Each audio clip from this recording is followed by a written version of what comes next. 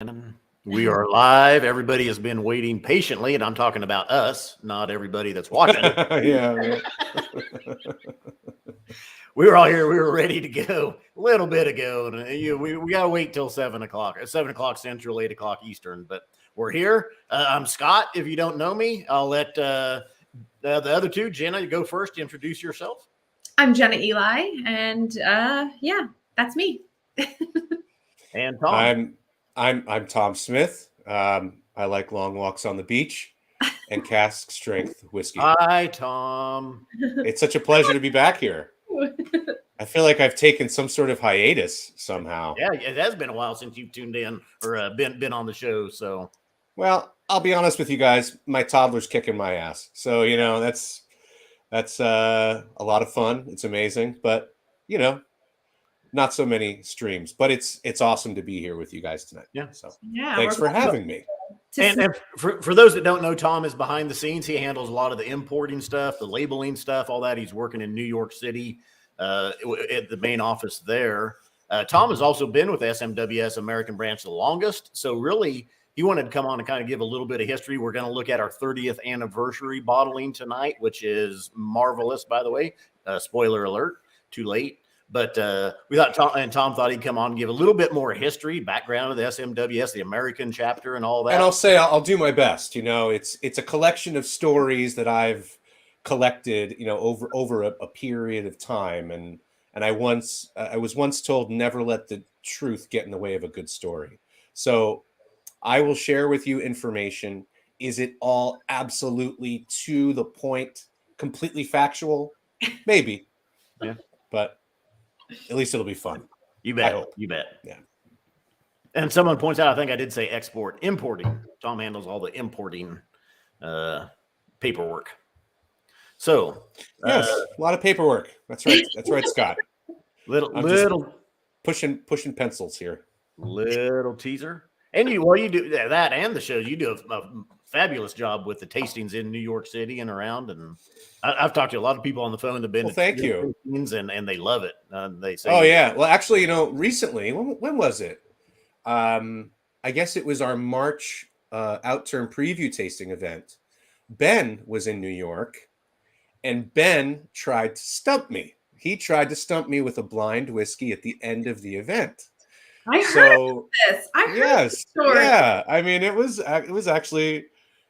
pretty amazing because I crushed it. Like, I totally nailed the whiskey as a 13 to 17-year-old bumor, and yeah, I mean, nice. I nailed it. So that was cool. If I had gotten it completely wrong, that would have been fine too. But yeah. So that was actually probably a more entertaining event than most, for those of you who were there, including our new CEO Andrew Dane. So he got quite a show. Yeah, it was a good time. But yeah, we have a good time in New York, and you guys are doing events elsewhere as well. Scott, you're going to be in Chicago this month. Mm-hmm. Yep. Jenna, you're going to be in Atlanta, right? Yep. And you kind of pop around a little bit, Jenna, right? You're here and there and everywhere. Here, there, and everywhere. That sounds about right. All right. Well, so can I just keep putting this? I mean, Jesus Christ! Look at that color. We know it before we even came on to this, and we were all like, expletive. Oh my gosh, this, like, we were just all over the moon just by our nose being in the glass. And then we did cheat and we did taste it, and we all kind of had that head exploding moment. And now I'm just like so patiently waiting to taste this. Well, let's hop into it, man. I mean, let's just get into it. Let's taste it. So I can maybe I can squeeze in more than one dram with you. Yes. Because we just have one whiskey on the docket tonight, right? So that's right. Yeah. And for those watching this, so this is the 40th anniversary of the Scotch Malt Whisky Society, which started in 1983. It's the 30th anniversary of the U.S. chapter of the Scotch Malt Whisky Society, which is what this bottling, a U.S. exclusive, is for the 30th anniversary of the U.S. chapter. And this is a U.S. exclusive. And Tom, do you want to give a little bit of insight or what you know as far as how this one came to be the pick? That's not really coming into focus, Scott. Yeah, it's I got to get it in front of my face. Yeah. There we go. So this But is a label. so yes. So we were all sitting around talking about what we could do for the 30th anniversary, and it came up, why can't we do like a throwback, what we would call an archive labeling. And so this is what our design team came up with, and it is quite close to here. I have like an OG one here. Can you see that? Is that I'm going to zoom in on you here. There we go. Is that good? Yeah. So it's pretty close, pretty close to one of the actual official bottle, or excuse me, archive bottlings. The glass is a bit different than our green glass that we use today, but a lot of the elements are there, and it really just harkens back to the very beginnings of the society. Why a peated distillery 10? Because peat and sherry are awesome. And we wanted to deliver something really, really just full of flavor, bells and whistles, just ass-kicking whiskey with a good amount of elegance. And we worked with Ewan to pick out this guy, and it delivers for sure. 14 years old, spent time in ex-bourbon and a first fill Spanish oak Oloroso hogshead, and just lovely stuff. A drier, in my estimation, a drier expression on the palate of Oloroso sherry for sure. The nose, I get a bit more of the confections and the beautiful maritime kind of salinity and those sorts of elements, salted caramel and the like. But in the palate, a bit more savory, more robust, kind of maybe not as meaty as some of the seasoned sherry casks can be, but really gorgeous whiskey. Mm-hmm. Yeah, and a fun label. I mean, a super cool label. So that's just a nod to where we've come from and how we've changed over the years. I mean, a lot has changed on a corporate timeline. Even the packaging itself, has changed over the years. But the members are there, and that's kind of what's carried it all through. So starting in the U.S. in 1993, when Alan Shane and his family started the American branch of the society with Pip and everybody in the UK, to fast forward to 2016 when we took over, and we've been doing that now for 7 years. I can't believe we've been doing this for 7 years. But it's the time is flying, and it's just cool that a lot of the members that I met in 2016, I'm still chatting with, still very friendly with, and they were around a long time before we came along. So it's great to know that we are kind of custodians, and one day it'll be somebody else doing this. Yeah. For the society members, and we'll be on the other end chatting it up. So it's all very, very cool. But yeah, it's nice to be able to share a brief moment, with you guys and with those folks tuning in, and to have this little snapshot of society history. It's also fluid, isn't it? It just keeps coming. The whiskey keeps coming, and we just grab these little snapshots of time and awesome scotch. So yeah, it's nice to kind of take a minute and pause. And I think, at least for us on this, and sometimes it's so easy for us to get caught up in the day, right? Of the stuff that kind of happens behind the scenes. But I know, at least for me, when I walk into this office every day, it's like I have to pinch myself, that we get to be the custodian of these incredible stories inside of these bottles. And, to be able to continue to do that, we only have our members to thank, because really without them, we don't get to do this. And so it's nice to be able to take a minute and reflect a little bit on that. Yeah, I see a question here Has anyone been a member for the whole 30 years? Oh gosh. Has anyone answered yes yet? Maybe not. I know we have some members who have been members for quite some time. Yeah, I'm trying to think of the folks I speak to. I'm not sure they joined as early as 1993, but we have some members with member numbers that are very, very low. Oh, yes. In the hundreds. That's the lowest I can think of. Yeah. So.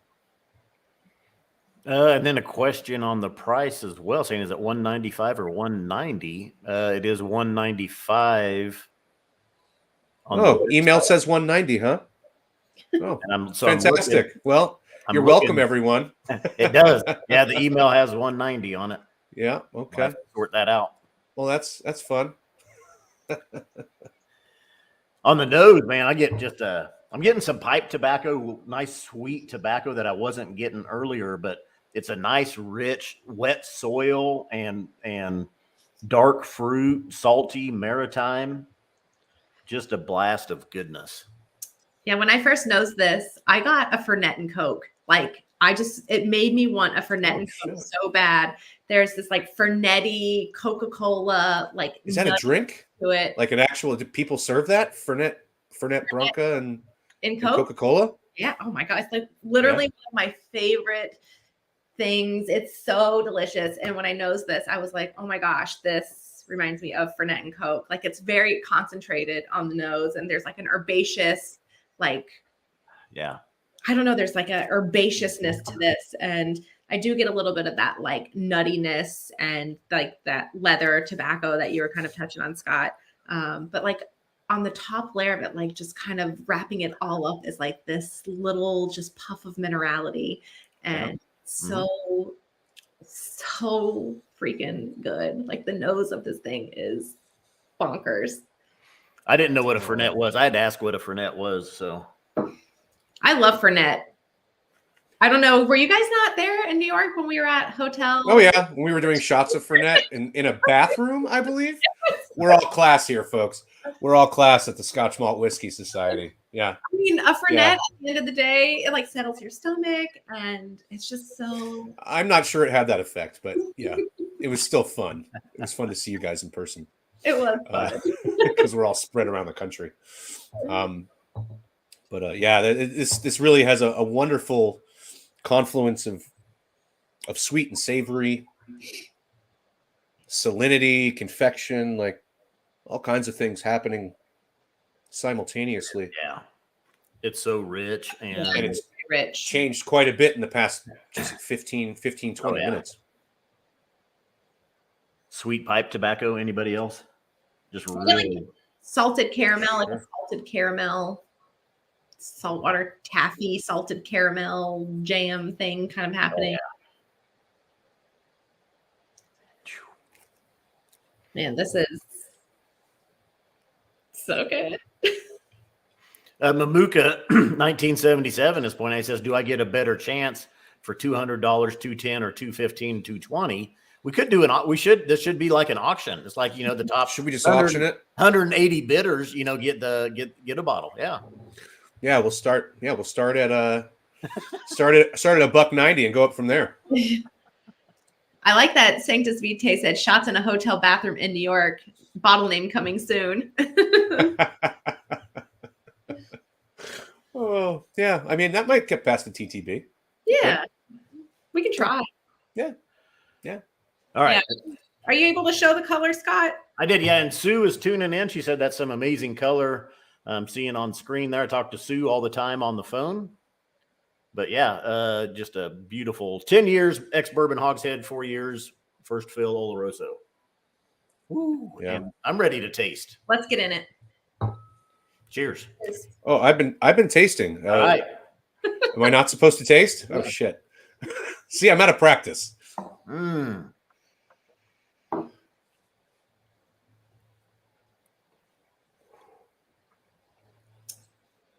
Wow.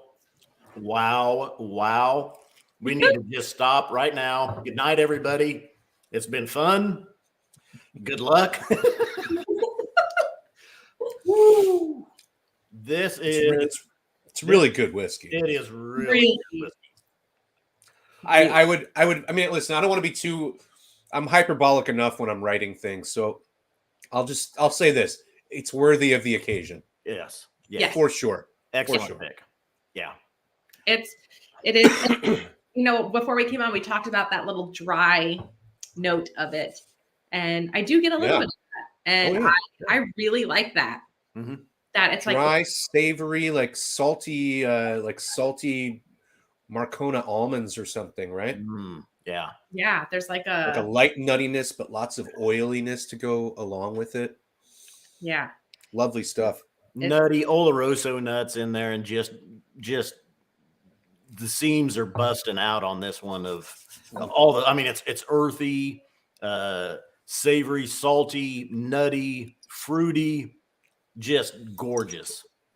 Yeah. Almost get, like, for the fruit part, I get like stewed strawberries and cherries, and I get like a little bit of that, and that's like kind of dry, woody finish of this it's like a dry, salty, woody finish I'm getting.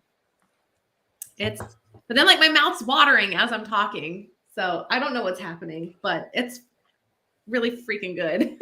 Oh yeah, that's right, and it's oily and coastal, isn't it? It is oily and coastal. Just to throw a little more fuel on the fire. Yeah, there for everybody. The elusive oily and coastal.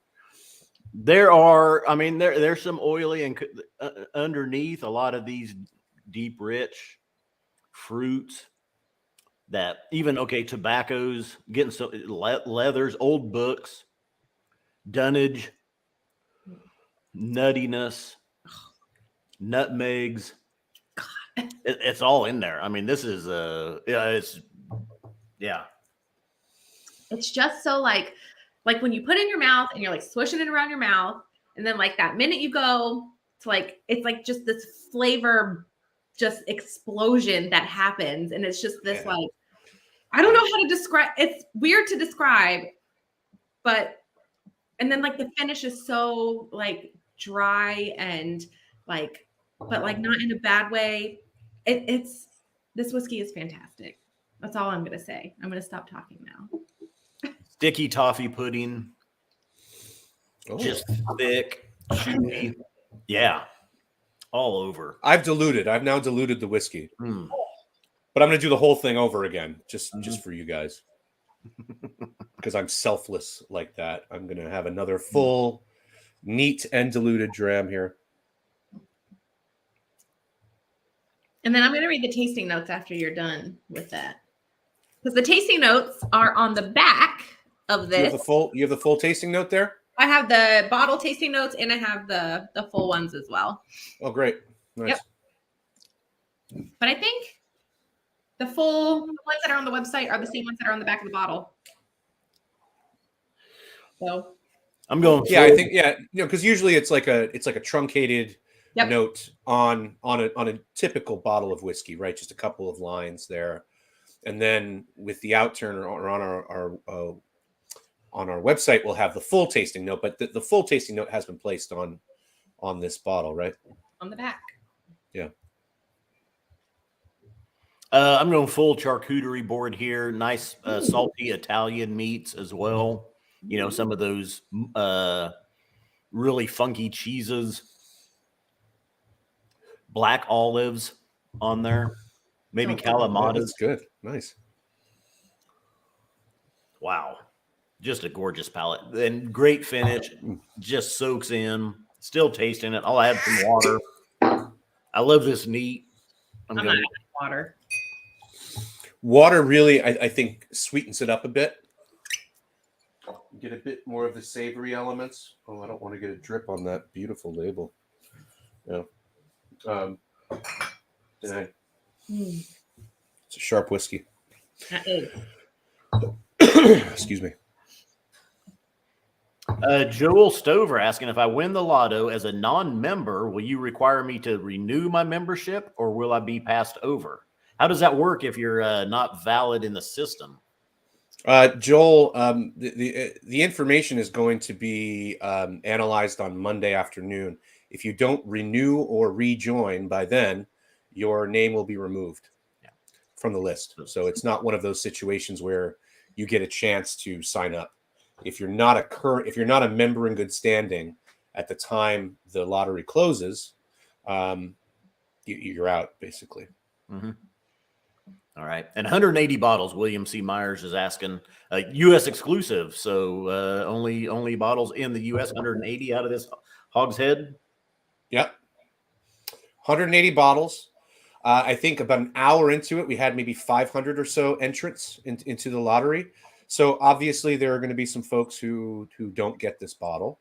I will tell you, I'll answer your question, Tom, in a second. I'll tell you that there is another heavily peated Bunnahabhain coming that does see sherry, and that will be coming in at the end of May as also an exclusive cask for the U.S. So those of you who miss out on this particular one will have something to look forward to about a month later. And No, yes, I do use New York City water. It is the best tap water in the world, I think. That's what I've been told by the mayor of New York. So, yeah, must be true. Now, you mentioned this one was peated. I'm not getting any peat if it is. I mean, maybe it's got some of that earthiness and funkiness that it's just toned down. Oh, yeah. I mean, I certainly get a whisper of smoke in there. I mean, it's not like, it's not a very heavy-handed peat for sure. And thus the oily and coastal profile. Wow. I mean, even with water, though, the nose is still, this is one you're going to be able to sit down with and just nose for quite a while. Oh, just gorgeous. Yeah. Beautiful. I'm going to have to hide this, like stuff it in the back so I don't see it because holy cow. We've seen some really great peated and sherry whiskeys as of late. So I hope we continue to see more of this. Tom, just gonna. I think you will. I think you will. I mean, it's like I said earlier. I like all of my bells and whistles in one place. So whenever we can, we'll grab those. I mean, obviously, there's a lot of regular ex bourbon or unpeated and then sherried whiskeys as well. Dale, we don't have anything in Amontillado quite yet. I haven't seen any Manzanilla either. But we will. I feel like there's something a little out of the ordinary coming down the pipeline now that I'm thinking about things. Maybe there's a Manzanilla or something coming. I don't really know. But what I am starting to see are a few more ex bodega casks revealing themselves. So usually, like with most whiskey companies that are employing sherry cask maturation, we deal with a lot of seasoned sherry casks as opposed to ex Solera. They're just more reliable. You have a lot more control over them, qualitatively and stylistically as well.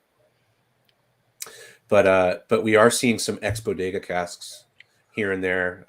So ex Solera casks essentially, which are really fun because sometimes they can be a very unique expression of that sherry in the whiskey and really cool.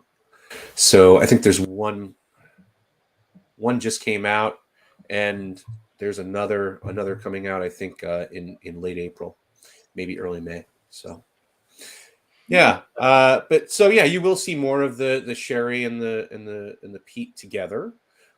Maybe this isn't like, I don't think it's unpeated. I mean, Scott, are you suggesting that this is just unpeated number 10 with a bunch of sherry? I'm not getting any peat if it's there. It could be lightly peated, and maybe it's turned into those earthy notes.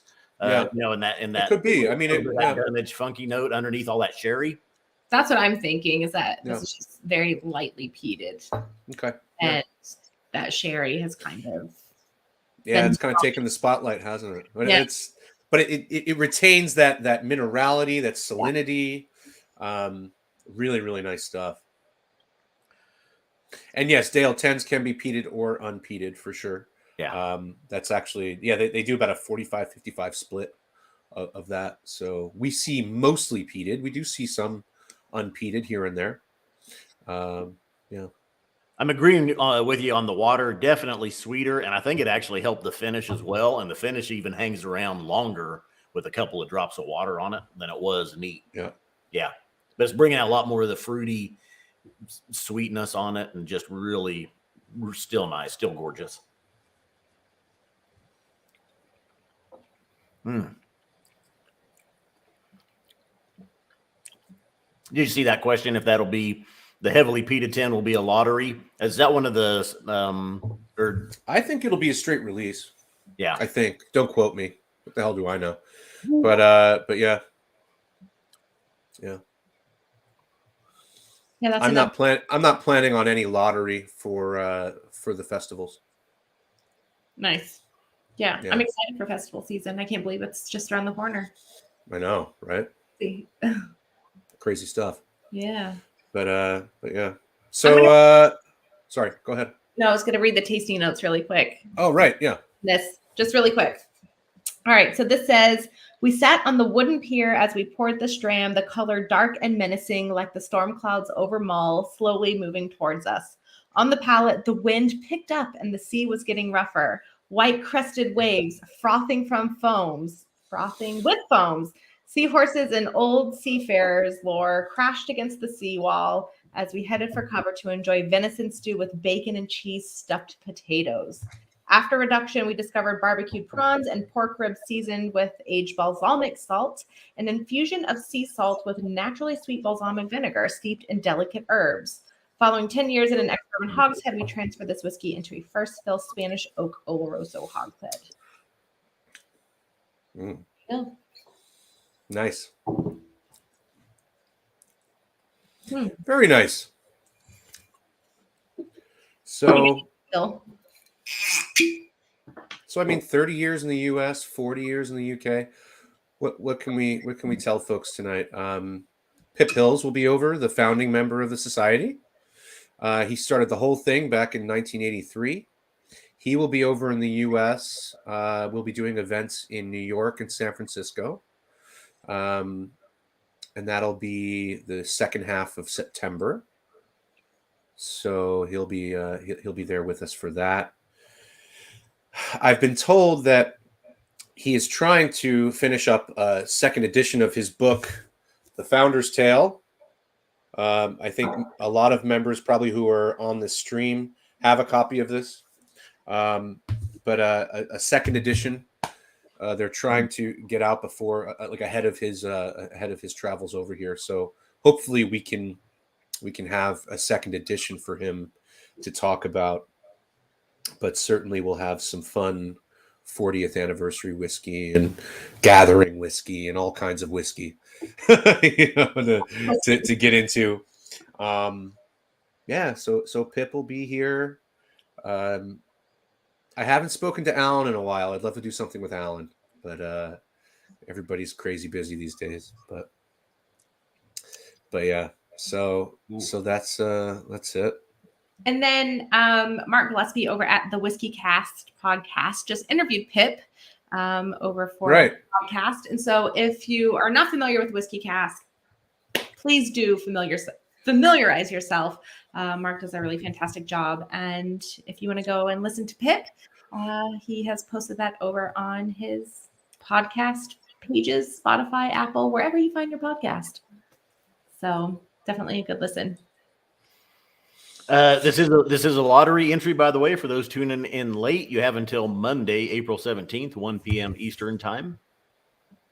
To register. Yeah, and to reiterate a point there, if you are not a member in good standing at the time of that drawing, or at least the closing of the lottery, you won't be eligible for randomized selections. Yeah, your entry would be scrubbed from the list. Sorry to be harsh. We want to be all friendly and everything, but sign up. Get right with the society, or else you're not getting this bottle. And on another note, if you're watching and you're not subscribed to the channel, please subscribe to the YouTube channel and then click the notification bell as well. We had a lot of complaints. A lot of people didn't like all the emails that were coming out on when we were live on the live streams. So we stopped doing that for now. So if you want to get notified when we're going live, just click the notification bell on YouTube, and then YouTube will notify just those that are interested. So an extra step for you there to make sure you get notified when we go live. Nice. Yeah. All right. Well, Tom, thanks for joining us and bringing a little bit more insight there and some of the history of the SMWS. I didn't really give any history, did I? Did I give history? What did I do? Do you want a historical? You want a story? Like, Let's what do you do a want? story. We need a story. I'm here, man, right? Yeah, I mean, absolutely. Okay, so what do you want? You want Question for you. You want like a 40th story? You want a 30th story? Well, I'd say let's tie it into the American, since this is the 30th for the American chapter. Let's tie it in something a good story with the American on the American. All right, so when we took over, I guess maybe backing up, the society was privately owned for many years, and privately owned and operated, and then around 2005,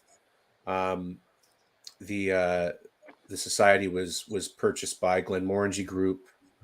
And Pip will say, it became very, very boring for a while. And then around 2015, it was then purchased back from Glenmorangie Group by a private group of investors. There I am. Hello. Hi, everybody. Jesus Christ. It's a fat face.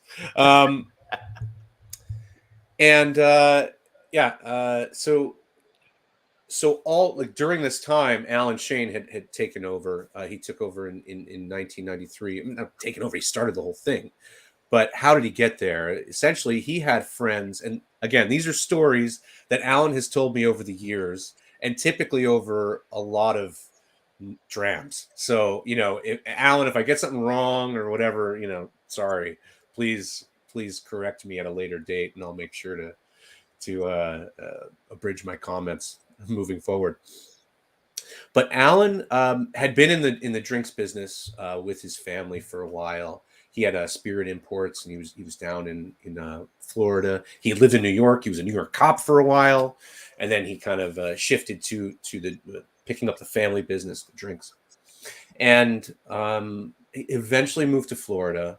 And an old contact from New York was like, "Hey, I'm really interested in this club that's going on in Edinburgh. It's called the Scotch Malt Whisky Society.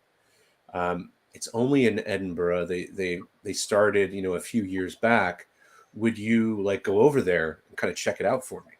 So Alan was like, "Yeah, sure, no problem." And he went over. He flew over there. I think 91, maybe 92. And he was welcomed by Pip Hills. Yeah, thank you, Scott. It's it's a lot. He was welcomed by Pip, and Pip took Alan all over. They ended up in Islay. They ended up sailing, and Pip kind of started him in Edinburgh and gave him a grand tasting of all the society whiskeys. Decanter Magazine had just done a huge review of the Scotch Malt Whisky Society, just absolutely glowing about the quality of the whiskey. So Pip, to his credit, had plenty of ammunition to kind of entice Alan with. Alan didn't really need much enticing. I think once he realized what was going on, he kind of saw the opportunity. And then after he and Pip went sailing and nearly died on very rough seas around Islay, a bottle of Lafroig later, Alan decided absolutely this is not for his friend in New York City, but it's absolutely for him. So Alan took on the Scotch Malt Whisky Society. He told his buddy back in New York, "This really isn't for you. This isn't your thing, but this is completely up my alley." So Alan Shane starts the Scotch Malt Whisky Society in the United States. He has tons of contacts in the business. It's in New York, especially, and with the publication. So it actually got some really cool publicity at first. I think there was a Wall Street Journal article that was done. There was absolutely a Forbes article in FYI in October of '95 that was fantastic. Even David Mamet wrote a piece about the Scotch Malt Whisky Society in Playboy magazine. So, it was out there, for sure. There were some rumblings, but it's still early 90s, and there's not a lot of traction for Scotch malt whiskey anyway. So Alan he dreamt up this idea to kind of create a roadshow out of thin air and focus on the society as kind of the gem of this roadshow. And what he created was Whiskey Extravaganza. And he again, reached out to his friends in the industry. He was like, "Hey, you guys at Edrington, you guys at Diageo, you can showcase all of your whiskeys to groups," and basically funded the tour through the big drinks companies. And all the while, basically the society was the focal point of these events. So he was able to kind of spread the gospel, to evangelize the society around the country, while also creating cash flow. And it was all very, very brilliant. And that's kind of how he started getting new members and kind of growing the base of the society's membership after those first few articles. And that's kind of how it continued for many, many years, from 93 until 2015 when he sold back. I mean, it went from a brand new membership to, I think we inherited about 2,500 members, 2,800 members, somewhere in there. And and to go, I mean, day one of my job, I flew down to South Florida, and I'm sitting at the Scotch Malt Whiskey Society headquarters in Alan's office in Sunrise, Florida. And, sitting at the round table where I'm sure a lot of members on the stream have been. And, just having drams. And we didn't have too many drams during the day because we were taking over the business. So there was a lot of work to be done. But I can imagine, how many drams were shared at that table. And it was really cool. And the Shanes they're an amazing family. I worked very closely with Gabby, and Lauren really helped with importing and stuff like that. So, I mean, the transition was made so seamless by their efforts. And so we're always very thankful and, always looking for fun things to do together. So, yeah. Thanks, Alan. Appreciate it, man. Yeah, sure. And so he did a great job with it. And somebody asked how many members are there now. I mean, 7 years later, we're about 6,000 members in the U.S. So was that your first time ever having Society whiskey? Was when you flew down to Sunrise? Well, I had Society whiskey a few weeks before then. Okay, that was your first. Yeah, that was the first time. Yeah, because I kind of I got my start in Manhattan retail, so I was managing all spirits, not just Scotch whiskey. Mm-hmm. But I was dealing with official bottlings that you could get in stores, unlike Scotch Malt Whiskey Society. I had heard of it in that people would come in and say, "Hey, do you have Scotch Malt Whiskey Society products?" And I would say, "No, I don't." And that was about it, But actually getting my hands on them was amazing. I remember some intense, heady, and tongue tingling. It was a Cragganmore. It was the first whiskey I ever had. 37.72. That was the first whiskey I ever tried from the Society. Aromatic, heady, and tongue tingling is the title. I might have the number wrong.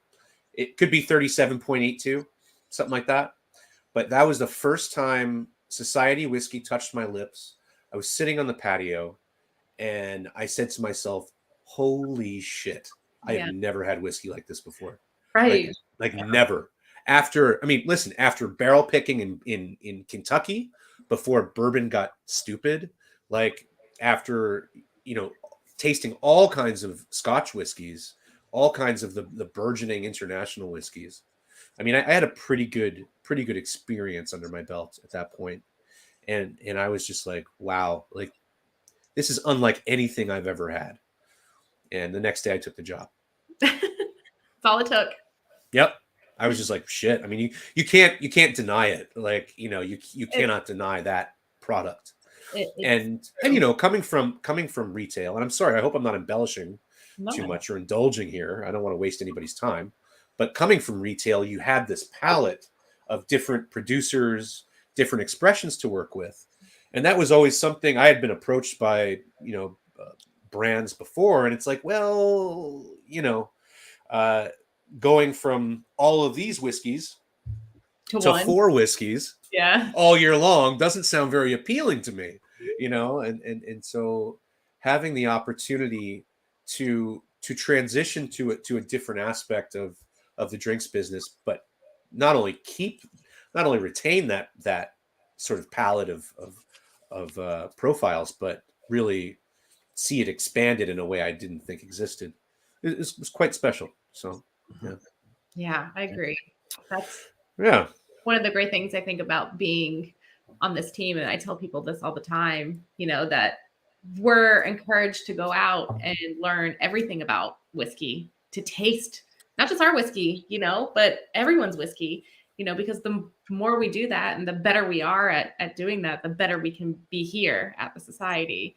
And I think that is one of the coolest things about, what we do. And even for our members, like, we're encouraging you to try all of these whiskeys in single cask form. And if maybe you try a distillery that you fall in love with, go out and explore it, go out and see what else is out there. And I think it's a really unique position to be in, especially in an industry like this. So I'm continuously surprised. I mean, just these distilleries and stuff that you never see, that you don't have a chance to try, and we get whiskeys from them, or even maybe it's even a continual or a distillery that we've seen whiskeys from in the past, and they just get better and better. Or you're trying one, you're like, wow, this is a whiskey of the year candidate right here. So I mean, this is top 5, top 3 for sure. Probably it's a hard one. Nice, but yeah, I mean, I wouldn't disagree with that. Yeah, I wouldn't disagree with that. Yeah. So it'll be in the list for sure. But no, I just love. Yeah, I mean, it's as much whiskey as we drink. Tom and Jenna, but all 3 of us probably. I mean, it's like I'm continually amazed at the quality of the whiskey and the flavors that you get. You're like, I've never had anything like this one before. So it's amazing. Yeah. It's a continuing education, on the job training. So. Absolutely. I tell people I've learned more about whiskey through these whiskeys than I've learned in any tasting. Also like it's like so bonkers to like blind taste with everybody, right? I mean, these whiskeys are all over the place. Like, it's wild. It's really wild. It's tough. 25-year-olds with like 60% ABV. Like, I mean, it's really something. We're in a very special little corner of this business, being able to operate with this kind of inventory. Yeah. Yep. And to be able to provide that to our members, like, you don't get this experience. So guys, I just want to point out, we're now getting into our firsts here. So we have, can we just throw a few of these up? Yeah. Warren was saying his first was 54.28. An Aberlour, biting a nurse. Biting a nurse. Nice. I like that. Is that Oiling Coastal, perhaps? I'm not sure. But any 54s? Haven't seen many 54s, I'll be honest with you. Yeah. I don't see any 54s coming down the pipeline. But I was just in Chicago doing the tasting panel experience, like when I saw you, Warren, in DC. And a gentleman named James Sy, who's a longtime member out there, he brought a bottle to Franklin Room to share with everyone, and that was an Aberlour. It was just such beautifully balanced whiskey. And James, I forget the number. My apologies. I know it was a 54. But yeah, really great stuff. Haven't seen much there. What else do we have? What other numbers? Adam Clary's first SMWS was 26.151. Fragrance clings to the come hand. on, man. Really? Adam Clary? Are you Black sure? label, like black label, like What? Wait a second. Dude, you really set yourself up for a downward tumble Whiskey there. was mental. Oh my gosh. Well, good for you. Good Right? for you that you were able to enjoy that one first. That's probably one of my favorite whiskeys that I've ever had from the society. I agree. Whiskey goodness. Oh, 93-114. That was Nice. That was Yes, Ben. so that's Yeah. that was a Glen Scotia in a port pipe, I believe. that thing was Yeah, that insane. was awesome.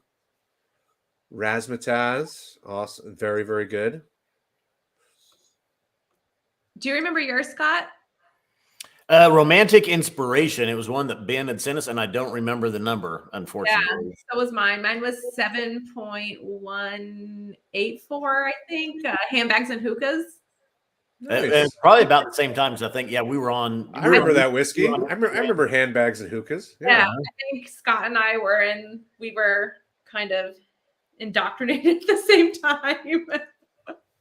Yeah. Uh-huh. The Curious George. So you're a newcomer, I guess. 122.47. That was just a couple months ago. Yeah. So great welcome. Yeah. That's awesome. Excuse me. Just scrolling through, see if we had any more firsts here.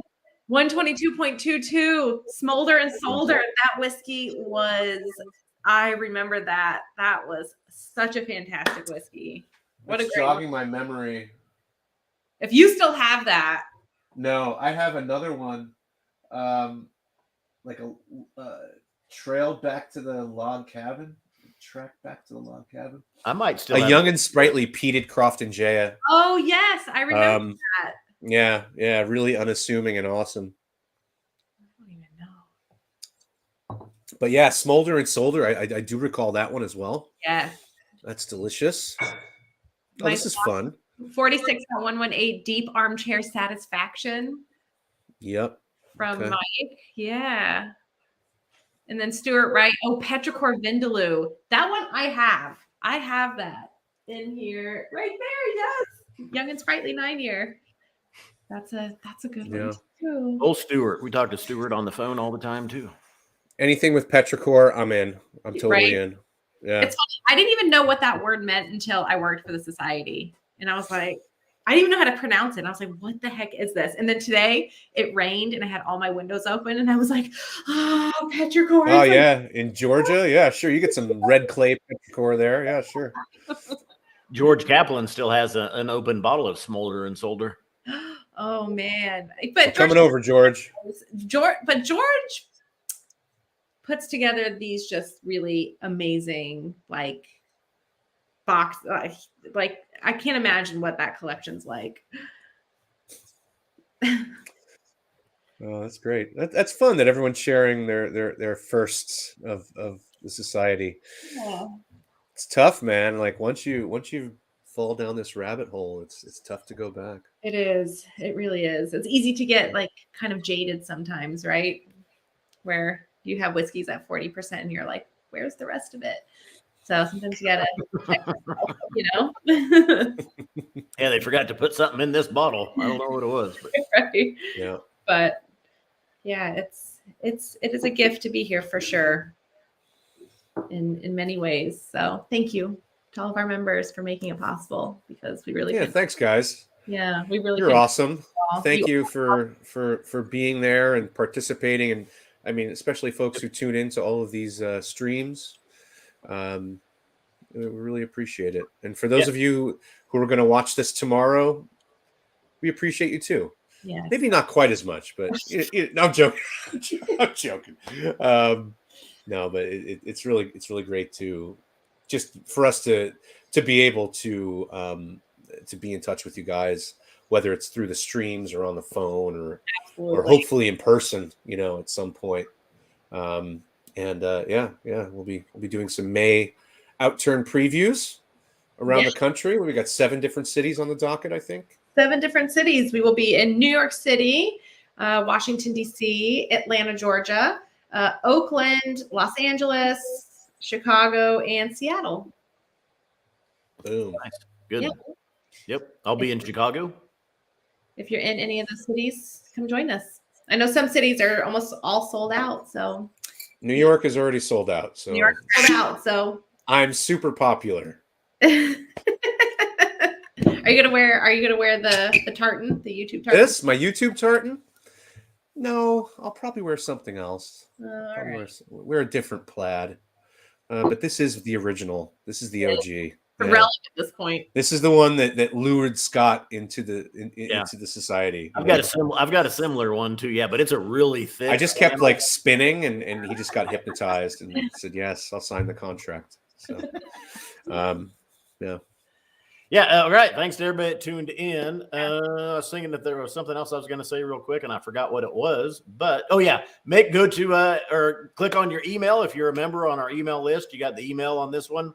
Make sure you get registered to win this one by lottery. You will regret it if you don't, and you will wish that you had the chance to buy 2 or 3 bottles of this. But it's only 1 bottle per member limit. So 180 bottles available in the U.S. exclusive. And as it says on the back of every bottle, I don't know if it says it on this one or not. Does it say it on the back of this one? Oh my gosh, it doesn't. It does not. But remember, Scotch Malt Whiskey Society whiskeys are not for swigging, glugging, or knocking back. Please drink responsibly. Cheers. Thanks, everybody.